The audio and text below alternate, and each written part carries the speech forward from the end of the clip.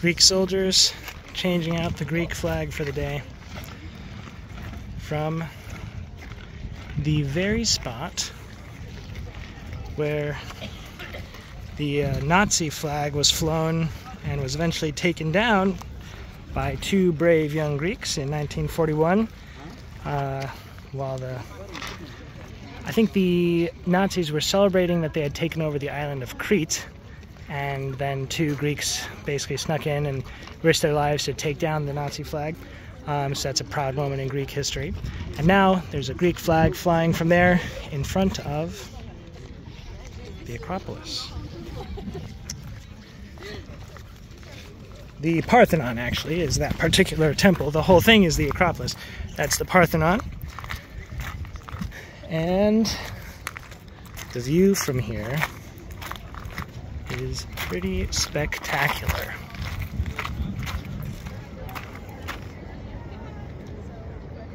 Of Athens. So I'm here at the Acropolis, and I'm going to film it for you. What it's like to be here. It is amazing, I must say. I've been here for almost 3 hours. It's just wonderful.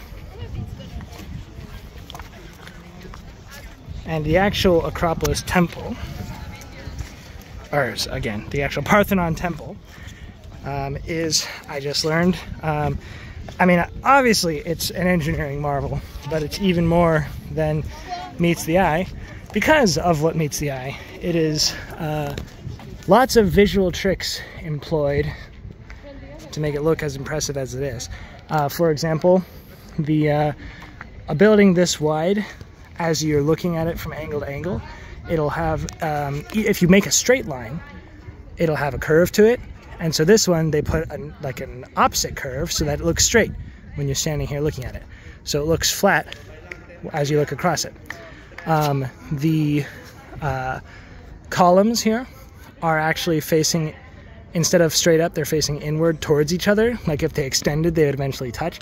Again, to give an impression of being straight when you look at them, instead of, if they were all literally straight, they would look like that on each side.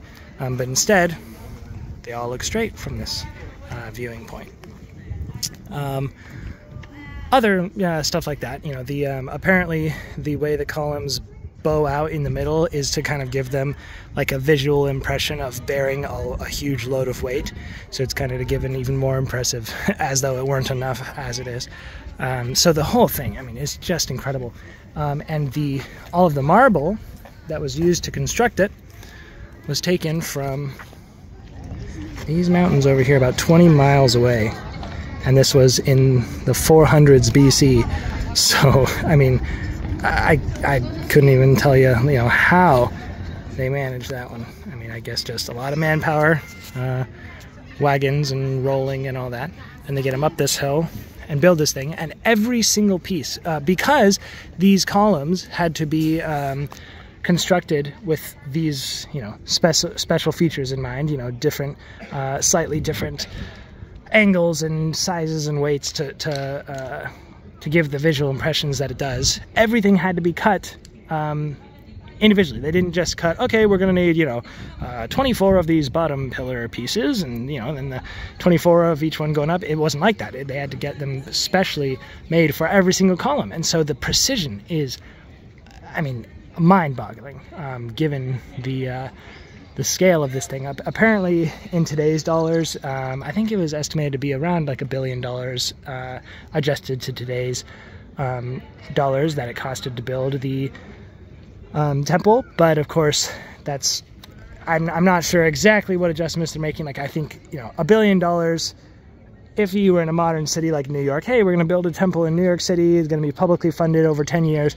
Like, okay, that's not the craziest budget on earth. But back then, you were dealing with an entire world that had a much smaller GDP. So that was probably even more impressive back then. But the whole thing was constructed, I think, in just around 10 years. Am I wrong about that? But I think it was over about a decade that this was built. But don't quote me on that one. So, whole thing, amazing to see. And there's a lot of refurbishment going on. They're basically using new marble, you can see here, the lighter pieces, to fill in the gaps where there's been damages. Part of the reason that this temple has been able to survive, tons of earthquakes and stuff over 2,500 years is thought to be because of the actual, the tricks they use to bow these things inward, angle them inward. That's apparently buttressed it, so it's survived pretty well. But even then, it survived till about, like pretty much intact through, it was Greek, and then Greece was taken over by the Romans, and then the Roman Empire declined and Christianity took over. This was converted to from a temple once the Romans banned pagan worship. This was converted to a church, and then eventually, the Roman Empire fell, and then the Eastern Roman Empire was there, and then eventually the Ottoman Empire took over in Greece, and this was converted to a mosque. They even added a minaret. And then eventually the independent Greek state turned it into an archaeological site and no longer a place of worship. But through almost all of that, it was pretty much intact until the 1600s, when the most of the massive damage you see today, entire portions of the Acropolis, the Parthenon being blown off over here. Apparently, most of that damage comes from the in the 1600s when I forget where they were from, some part of what's today Italy. Some people from there were attacking Athens. I'm not really sure why. From this hill over here, that hill, they were firing mortars over, and they were just attacking the Ottomans. They were attacking the basically Ottoman occupiers of Greece. And the Ottomans, for whatever reason, had decided to use the Parthenon as a storage area for their, weapons and armaments, including gunpowder. And so, they're getting attacked, and they're like, okay, all of our stuff should be safe in the Parthenon, right? And then they fire from here, lucky shot, boom, hits all the gunpowder, and a massive explosion. And you see a lot of the damage today. So, 2,000-ish years, what is that, 400 to 1,600, something around there, almost, well, around 2,000 years, it stays pretty much intact, and then finally, it gets blown up, and you see how it is. They're still doing renovations to make sure that what's left of the Parthenon remains standing, and so they're basically, a lot of what you see here is they're taking, very precise cuts of new marble to fit into damaged areas to keep it stable. They're not going to build it back to the original state, but to the it'll basically be like a better built version of the damaged version that we see today, to keep it standing, which seems pretty noble to me.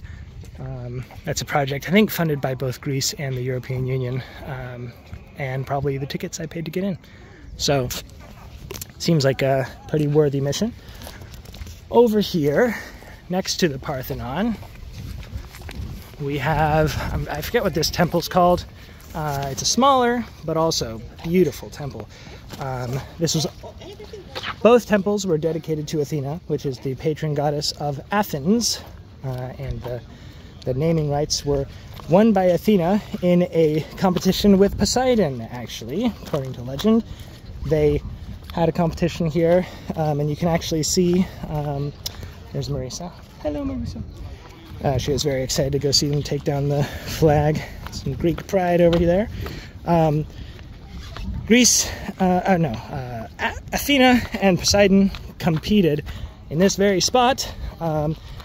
Poseidon threw his trident into the ground to let forth a spring of water. Apparently there's a crack in the earth down here that's attributed to that. And then over here, you can see an olive tree growing over there. That's not the original olive tree, but apparently there's been an olive tree there since, not the exact same olive tree, it's been replanted, but for about 2,000 years. Athena threw her spear into the ground, and an olive tree sprung forth, and somehow that gave her the right to be the patron deity of Athens. Not sure why, but so this was a temple to her, and then there's, I think down there is like a companion temple to Poseidon to kind of show that they're still buddies. And then there used to be like a 30-foot statue of Athena here, and then a giant Athena inside of this temple, but neither of those are here now. I think the one in here was carried off by, was it Xerxes? Some Persian emperor when he took over Athens. And I'm gonna get my series of events wrong if I try to recount whether that was, well, I won't embarrass myself and get it wrong, but Persian emperor carried that one off. I don't remember what happened to the other two. One of them is historians don't know what happened to it. I think that's the 30-foot one that was, I believe, outside the temple. They're just like, yeah, we don't know where that one went. Yeah. Over here, there's a beautiful porch with a few columns that are beautiful. I guess, I don't know if those, no, Vessel versions were Roman, so I'm not sure who these ladies are, but these are not the originals. The originals were moved into indoors for preservation.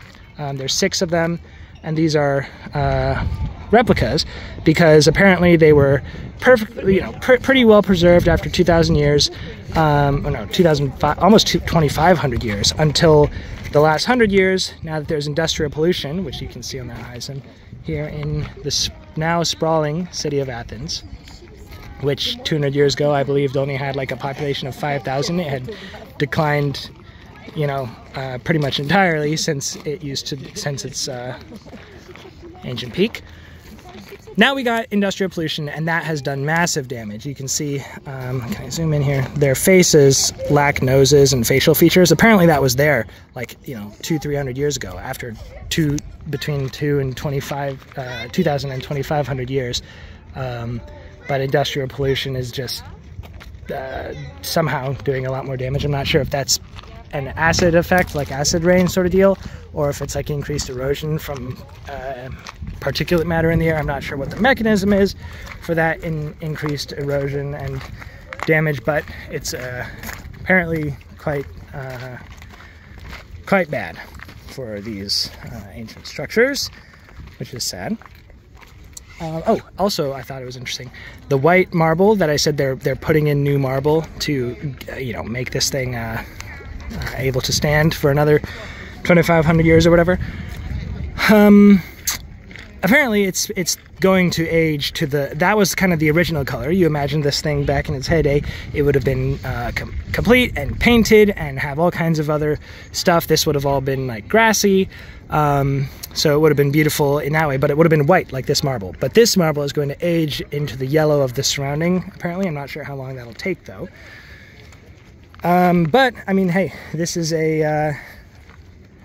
cited by many as, a absolute cornerstone of Western civilization, that it was basically born here. Western civilization could be argued to have been largely born here in Athens, and that this temple is, the most archetypal inspiration for much of Western architecture. Obviously, that's going to be a shared record with, I'm sure, plenty of other buildings. There's probably the, a lot of Roman structures and such, but this is a biggie. So very, very cool to see. And I'm going to show you the view because it's spectacular and interesting. I'm going to point out some stuff we can see from up here. Some of it's just like, wow, that's what I'm looking at? Holy crap. I mean, just come to Athens, come to Greece. It is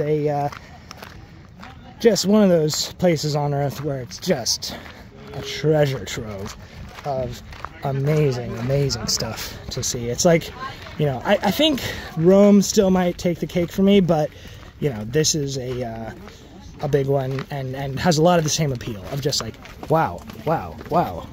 Every other street has, at least in this area. I don't think it's as dense and as widespread of, amazing stuff as Rome, for a number of reasons. I think it was probably less populated for a much longer time after its heyday.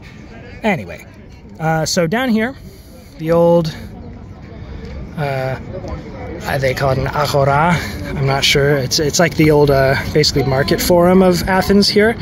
That little temple is the temple of Hephaestus, very well preserved. The rest of this, not well preserved, but it would have had, this long building here is reconstructed, what it would have looked like, thousands of years ago. Okay, in 3 minutes they're closing up, so I'll just show you really quick. So this would have been an old, square, and here's a view of Athens. One of the amazing things is this guy. Oh, that is the temple of Olympian Zeus. Was I believe the largest temple, maybe in all of Greece, at least in Athens, I think. Here, this one's amazing. That's the old Olympic Stadium where ancient Athens, Golden Age Athens, had its Olympic Games.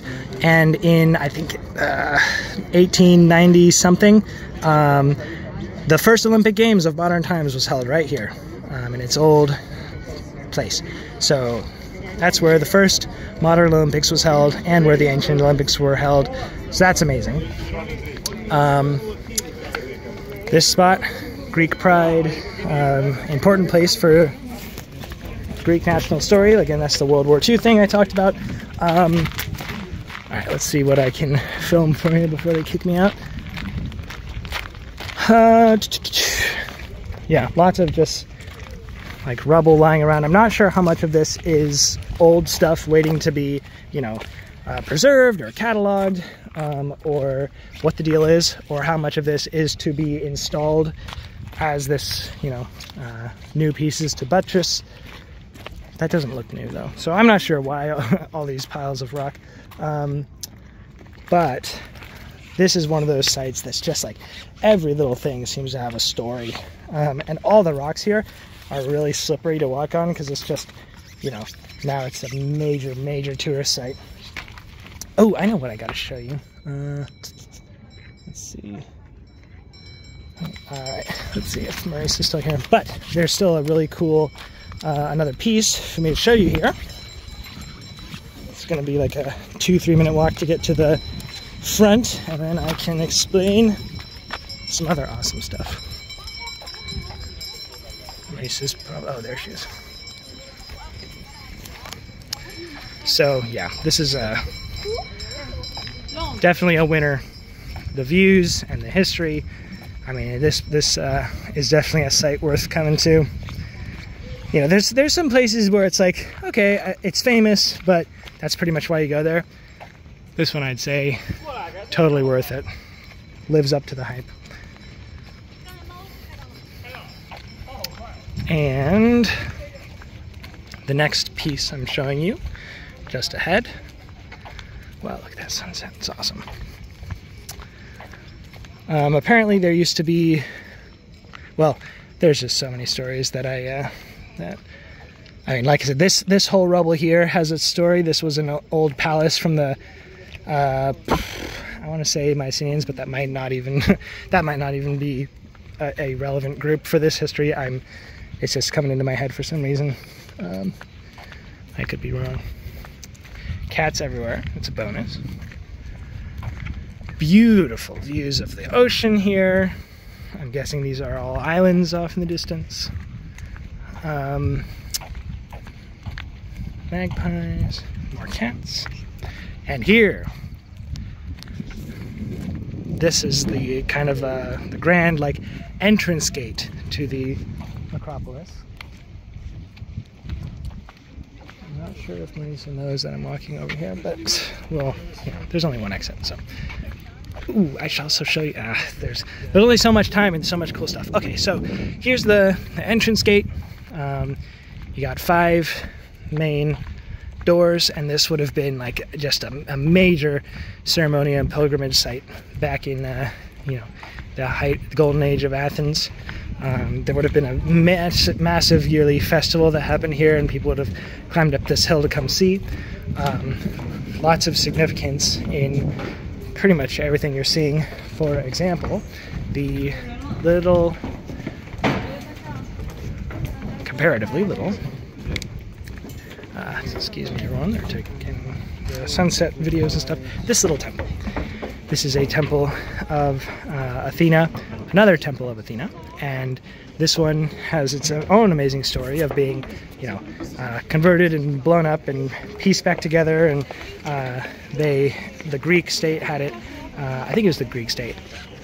More modern times had it refurbished, and then it was some shoddy work done. So they took apart the whole thing, like sorted out all the pieces, cataloged everything, and then put it all back together. This big platform here would have had various statues on top throughout the years, including, I think one of the early ones was just like a chariot that won the Olympics, or a statue of a charioteer who won the Olympic Games. And then there would have been different emperors and different leaders kept having the statue switched out to kind of serve their narrative or glorify their name. Roman emperors would come in and add their statue, and then I think it was Mark Antony had himself and Cleopatra, like a statue of them, put up there. So lots of significant history there, obviously. And just down here, this rock, this is where my Christian friends, I apologize, but I don't remember which apostle it was, but whichever apostle it was that came and proselytized in Greece, he did so from this rock. So that's an important place for Christian history there, and history in general. And that same, whichever apostle that was, he apparently hung out a lot in Athens and debated with Greek philosophers in the ancient Agora, which I pointed out earlier, down there, that old market square place. If you're into history, this place is, I've been spending days just visiting the different sites and stuff. That's that square I was talking about, the ancient, center of Athens, intellectual and marketplace and all that stuff, down there with that temple. But obviously Athens is huge now and was huge then. This is just like the ancient center, but it really sprawls off into the distance. Like I showed you that Olympic Stadium and everything. I mean, it's big. And I think that's pretty much all the main highlights I can get in these last few minutes before they flush us all out. So there you go. That's so cool. Some of what I saw today. I love looking at cities from above. These streets lined with many-storied buildings. It's always fun to see.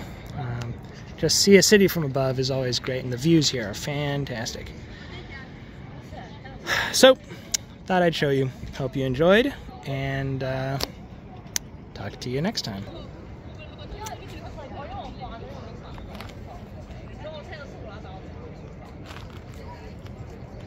Such good views. You can't, I can't help but just I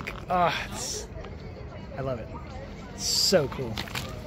Part of me is I don't even want to stop the video because it's just every second is and this, and this. But if I were to keep filming, that would just be a live stream for the rest of the week. So at some point I just got to say, all right, we're done. Hope you enjoyed. See you next time.